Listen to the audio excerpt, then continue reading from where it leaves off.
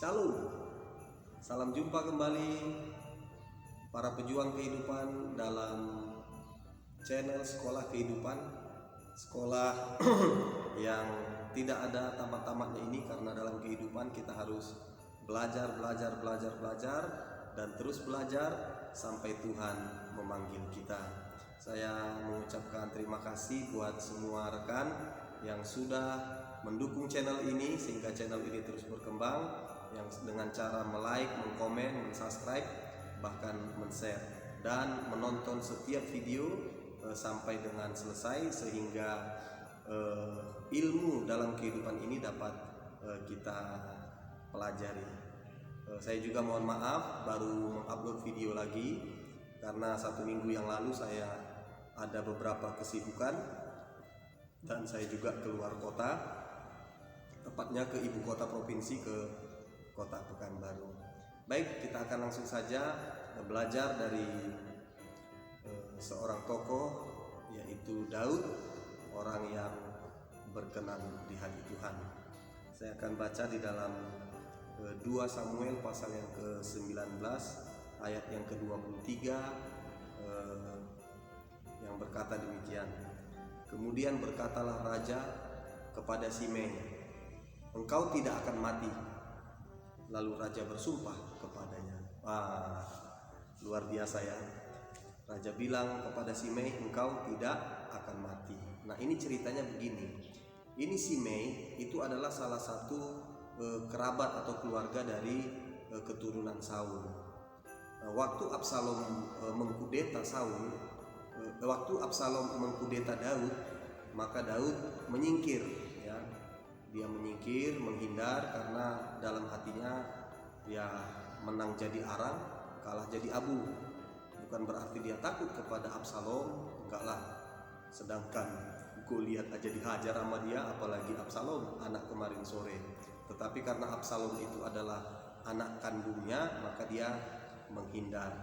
Nah, ketika dia keluar untuk menghindar dari Absalom, maka Simei ini bersorak-sorak, ya. Maka Simei ini kegirangan dia sangat kegirangan. Di dalam 2 Samuel pasal yang ke-16, ya, 2 Samuel pasal 16 ayat yang ke-5, itu judulnya Simei mengutuki Daud, ya.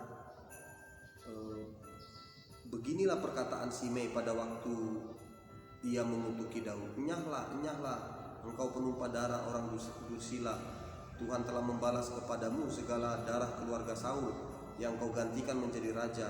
Tuhan telah menyerahkan kedudukan raja kepada anakmu Absalom. Sesungguhnya engkau sekarang dirundung malang karena engkau seorang penumpah darah. Artinya apa? Simei mengutuk-ngutuki dia, ya. Tetapi Daud tidak mengabaikan itu, sekalipun panglima daripada Daud, yaitu Abisai, bilang sama Daud, "Raja, izinkan aku menyeberang, ku penggal kepala Simei itu."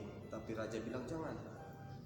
Mungkin dia disuruh Tuhan, ya, untuk mengutuki aku. Mungkin dia disuruh Tuhan. Ya, biarlah. Ya, mungkin itulah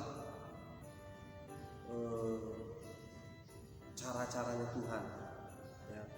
Wah, sungguh luar biasa Daud ini.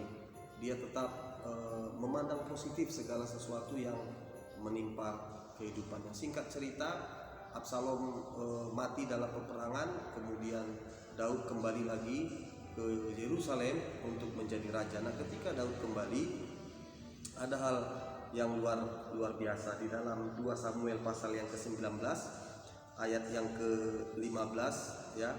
Ayat yang ke-18 berkata, "Lalu menyeberang dari tempat penyeberangan untuk menyeberangkan keluarga raja dan melakukan apa yang dipandangnya baik. Maka Simei bin Gera sujud di depan raja ketika raja hendak menyeberang sungai Yordan dan berkata kepada raja, 'Janganlah kiranya tuanku tetap memandang aku bersalah, dan janganlah kiranya tuanku mengingat kesalahan yang dilakukan hambamu ini.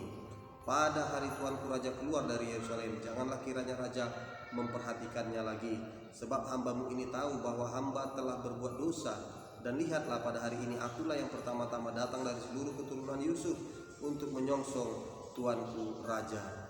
Lalu berbicaralah Abisai, ya, panglima Daud itu, katanya, bukankah Simei patut dihukum mati karena ia telah mengutuki orang yang diurapi Tuhan? Tetapi Daud berkata, apakah urusanku dengan kamu, hai anak-anak Zeruya, sehingga kamu pada hari ini menjadi lawanku? Masakan pada hari ini seorang dihukum mati di Israel? Sebab bukankah aku tahu bahwa aku pada hari ini adalah raja atas Israel?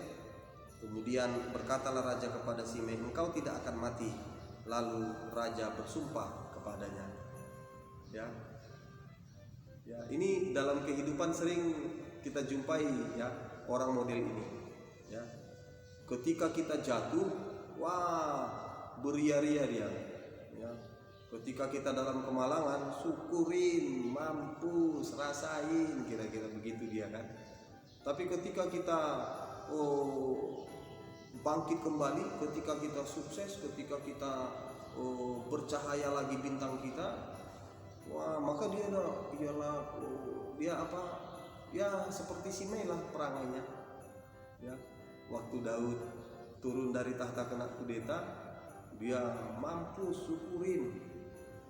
Tapi ketika Daud kembali lagi ke posisinya menjadi raja, dia bilang, janganlah ingat-ingat kesalahanku, kemarin itu keceplosan, yang kemarin itu kilaf, mohon dimaafkanlah, katanya.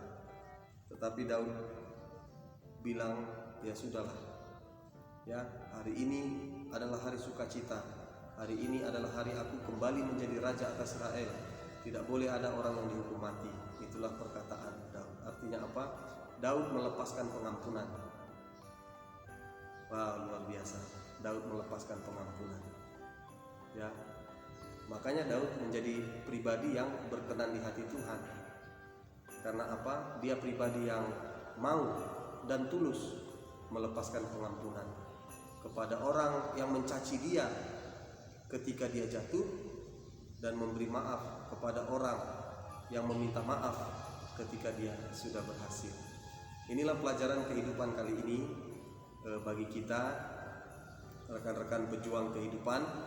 Mari kita teladani ya Daud ini, biarlah kita menjadi pribadi yang melepaskan pengampunan, ya, melepaskan pengampunan kepada orang yang menghina kita waktu kita jatuh, bahkan yang meminta maaf ketika kita berhasil. Lepaskan pengampunan, apapun ceritanya, supaya kita menjadi pribadi yang berkenan di hati Tuhan. Dan ketika kita menjadi pribadi yang berkenan di hati Tuhan, maka dalam sepanjang perjalanan hidup kita, kita pasti berhasil karena Tuhan berkenan atas kita.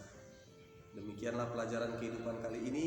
Tetap semangat dalam kehidupan ini, tetap kita belajar sampai Tuhan memanggil kita. Shalom, Tuhan Yesus memberkati.